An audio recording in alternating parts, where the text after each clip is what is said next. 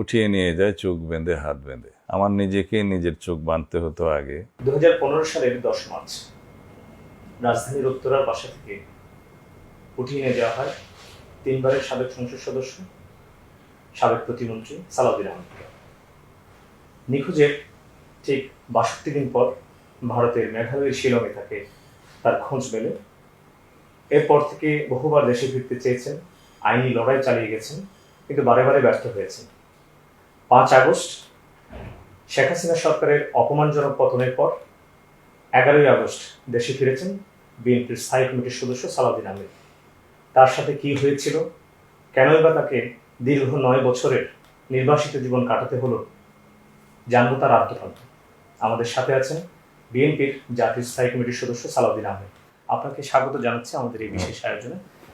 ধন্যবাদ। যেটা জানতে চেয়েছেন, ইতিমধ্যে আমি অনেক মিডিয়াতে, অনেক চ্যানেলে বক্তব্য দিয়েছি। বিগত 2015 সালের 10ই মার্চ আমি তখন বিএনপি এবং বিরোধী দলের পক্ষে মুখপাত্রের দায়িত্ব পালন করছিলাম। তখন উত্থাল আন্দোলনের দিনগুলোতে 10ই মার্চ 2015 সাল রাত 9 ঘটিকা বা 9:30 ঘটিকার দিকে হবে, কিছু সাদা পোশাকে অস্ত্রধারী আইনশৃঙ্খলা বাহিনীর পরিচয় দিয়ে তারা আমাকে উত্তরার একটি বাসা থেকে, যেখানে আমি ছিলাম কিছুদিন, উঠিয়ে নিয়ে যায় চোখ বেঁধে হাত বেঁধে, এবং যেখানে রাখে সেটা 5 ফিট বাই 10 ফিটের একটি কক্ষ হবে, যেখানে শুধু একটি পানির টেপ আর প্রাকৃতিক ডাকে সাড়া দেওয়ার জন্য একটা ছিদ্র ছিল, নালার মতো একটা জায়গা করে রেখেছে, আর বাকি অংশে একটা কম্বল, একটি বালিশ দিয়ে রাখছিল। এই রুমের বর্ণনা হচ্ছে উপরে একটি লাইট এবং দরজাটা লোহার দরজা, নিচে খাবার দেওয়ার জন্য অল্প একটু জায়গা, আর উপরেও দরজার উপরে একটু ফাঁকা জায়গা ছিল বলে মনে হয়। বাইরে একটি প্যাডেস্টাল ফ্যান সবসময় চালু থাকতো যাতে বায়ু চলাচল থাকে। এইটা এখানে এই কোনোদিনই আমাকে রুম থেকে বের করেনি, শুধু একদিন রুম পরিষ্কার করার জন্য রুমের বাইরে কিছুক্ষণের জন্য আমাকে বের করেছিল। এখানে আমার চর্মরোগ হয়ে যায় সারা শরীরে সেই পরিবেশে। তবে তারা আমাকে 3 বেলা খাবার দিত, ওষুধপত্র সাপ্লাই দিত, ভালো পানি দিত, ব্যবহার ভালো করতো, এটা ঠিক।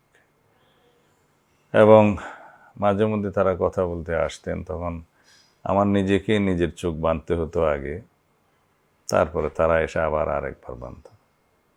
তো বিভিন্ন রকম কথাবার্তা হতো, কিন্তু আমার প্রতিনিয়তই মনে হতো বোধহয় আমি যে কোনো সময় হত্যাকাণ্ডের শিকার হতে পারি।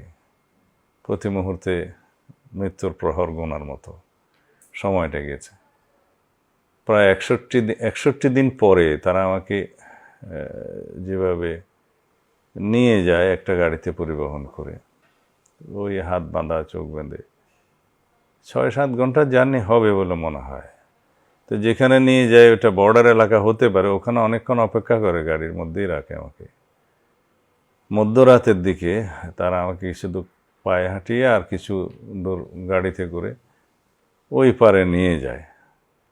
তখন আমি যেখানে আমাকে বসায়, তো কিছু লোকের কথাবার্তা শুনে মনে হলো এটা আমি বর্ডারের ওপারে হয়তো আমাকে নিয়ে আসলো। ওখান থেকে 3-4 ঘন্টা হবে আবারও জার্নি করি, একদম ভোরবেলা সূর্য ওঠার আগে, যেখানে আমাকে রেখে দিল এবং আমাকে রাখলো। ওই জায়গাটার নাম পরে আমি জানতে পেরেছি, এটা গলফ লিঙ্ক নামে একটা জায়গা, ওখানে গলফের মাঠ, তার পাশে জায়গাটার নাম শিলং।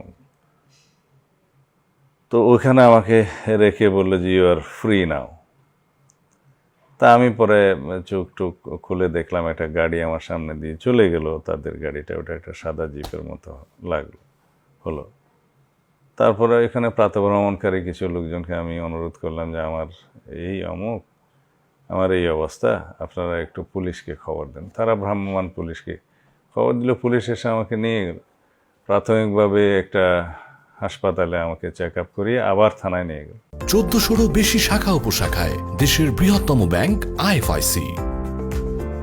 তো ওরা আমার কথাবার্তা শুনে পরিচয় পেয়ে তারা হয়তো বিশ্বাস করতে চায়নি, তারা আমাকে একটা মেন্টাল হসপিটালে ভর্তি করার জন্য নিয়ে গেল। তো ওইখানে ভর্তি করানোর সময় আমি একজন ডাক্তারকে আমার পরিবারের নাম্বার দিলাম, আমার স্ত্রীর নাম্বার দিলাম, টেলিফোন অনুরোধ করলাম যে আমি এই অবস্থায় আছি, আমাকে একটু আমার পরিবারের সাথে সংযুক্ত করে দেন। তার ওই দিন, ওই রাত এবং তারপরের দিন দুপুর পর্যন্ত আমি অপেক্ষা করছিলাম যাতে দেশের সাথে সংযুক্ত করতে পারি। তা আমাকে হঠাৎ একজন নার্স এসে বললেন যে আপনার ওয়াইফ লাইনে আছে, আপনি আসেন। তখন আমি কথা বললাম। এরপর আমি বললাম যে আমার নেত্রীকে, দেশনেত্রী বেগম খালেদা জিয়াকে অতি শীঘ্রই জিনিসটা জানাও যে আমি বেঁচে আছি, এই জায়গায় আছি, মেঘালয়ের রাজধানী শিলংয়ে, তোমরা আসো, এসে তারপরে ব্যবস্থা করে ফেরত নিয়ে যাওয়ার। এরপরের ইতিহাস তো আপনারা জানেন। ওখান থেকে আমাকে একটা সিভিল জেনারেল হসপিটাল নিয়ে প্রিজন সেলে আটকে রাখে, একটা অবৈধ অনুপ্রবেশের মামলা করে, ফরেনার্স অ্যাক্টের আন্ডারে। সেই মামলায় কিছুদিন পরে তো আমি বেল পেলাম প্রিজনার সেল থেকে, 1 মাসেরও কম সময়ের মধ্যে। সেই মামলায় আমরা 4 বছরের কাছাকাছি হবে সে সময় প্রথম ট্রায়াল কোর্টে আমি মুক্তি পেলাম। আমি আশা করতেছিলাম তখন প্রত্যাবর্তন করতে পারবো, কিন্তু আকস্মিকভাবে জানলাম 2 মাস পরে যে ভারত সরকার আমার খালাসের বিরুদ্ধে আপিল করেছে। সেই আপিলটাও নিষ্পত্তি হতে আরও 4 বছর সময় লাগলো। গত বছর 2013 সালের 28শে ফেব্রুয়ারি সম্ভবত আপিল আদালত একটা সরকারকে ডিরেকশন দেয় যে আমাকে যেন ফেরত পাঠানো হয় আমার দেশে আইনি প্রক্রিয়ার মধ্যে দিয়ে। তবে এই ফেরত পাঠানোর প্রক্রিয়াটি ভারতের পররাষ্ট্র মন্ত্রণালয়ের অনুমতি লাগে।